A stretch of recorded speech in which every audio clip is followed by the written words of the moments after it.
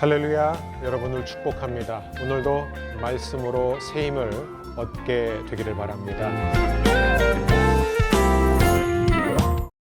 할렐루야, 여러분을 축복합니다. 오늘도 말씀으로 새 힘을 얻게 되기를 바랍니다. 오늘 우리가 함께 묵상하게 될 주제는 슬픔 대신 기쁨을. 오늘 한 절 묵상입니다. 이사야서 61장 3절. 여호와께서는 시온에서 슬퍼하는 사람들에게 죄를 뿌리는 대신 왕관을 씌워주며 슬픔 대신 기쁨의 기름을 발라주며 절망 대신 찬양의 옷을 입혀 주실 것이다. 여러분, 세상에 살면서 상처를 안 받으면서 살 수 없습니다. 우리는 매일 크고 작은 상처를 받으면서 살 수밖에 없는 약하디 약한 존재들이죠.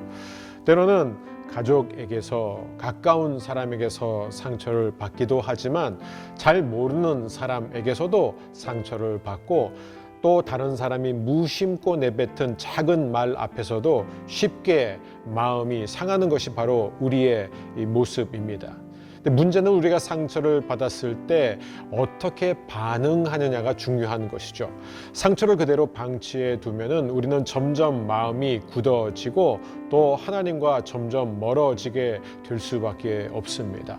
그래서 어떤 사람들은 하나님을 믿지만 상처를 처리하지 않았기 때문에 평생 아픔과 상처와 미움을 가지고 살아가는 사람들이 있지요. 그래서 우리는 상처를 잘 극복해야 됩니다. 하지만 어떤 상처는 너무나 크고 깊기 때문에 쉽게 벗어나는 것이 어렵습니다. 그래서 그 상처 가운데 머물러 있다 보면은 똑같은 상처를 또 받게 되고 또 받게 되면서 결국 한평생 같은 상처를 핥다가 인생을 낭비하고 끝나는 사람들이 너무나 많습니다. 어떤 사람들은 상처가 너무나 깊기 때문에 상처를 더 이상 받지 않기 위해서 모든 감각을 죽여버린 채 그렇게 무감각하게 살아가는 사람들도 있습니다. 마치 그게 신앙인 것처럼. 그런데 결과는 오직 더 큰 상처와 아픔만 남는다는 것이죠. 이런 깊은 상처, 스스로 헤어나올 수 없는 상처로부터 벗어날 수 있는 방법은 하나가 있습니다. 하나밖에 없습니다. 그것은 바로 그 상처를 하나님 앞에 드리는 것입니다. 근데 여러분, 우리의 깊은 상처를 하나님께 드리는 것은 용기가 필요합니다. 더군다나 그 상처가 오래된 상처, 깊은 상처일수록 그것을 오픈한다는 것 자체가 큰 용기가 필요한 것이죠. 이럴 때 우리는 하나님을 신뢰해야 합니다. 하나님을 온전히 의지해야만 하나님께 우리의 깊은 상처를 드릴 수가 있습니다. 그런데 우리가 하나님께 그 상처를 드려야만 하나님께서 그 상처를 고쳐 주실 수 있습니다. 오늘 말씀을 한번 보십시오. 여호와께서는 시온에서 슬퍼하는 사람들에게 죄를 뿌리는 대신 왕관을 씌워 주신다.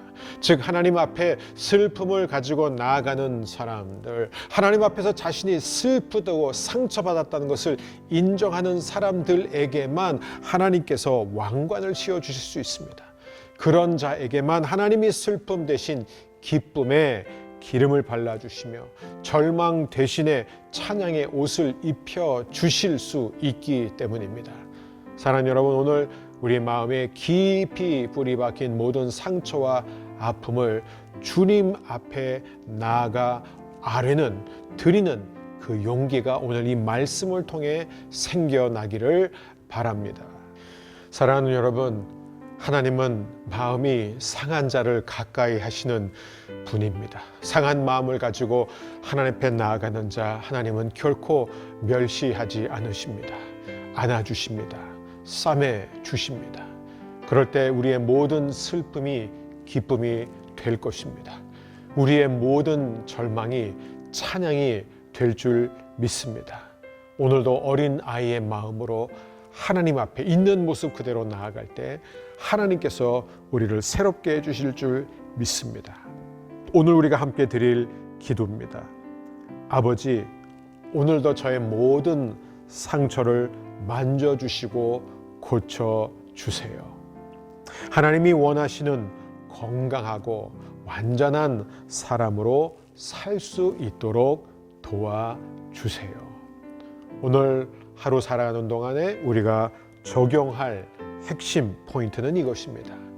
나의 아픔을 하나님께 드리자. 오늘도 우리의 모든 아픔과 상처를 주님 앞에 용기 있게 드릴 때 하나님께서 우리를 만져주시고 새롭게 해 주실 것입니다.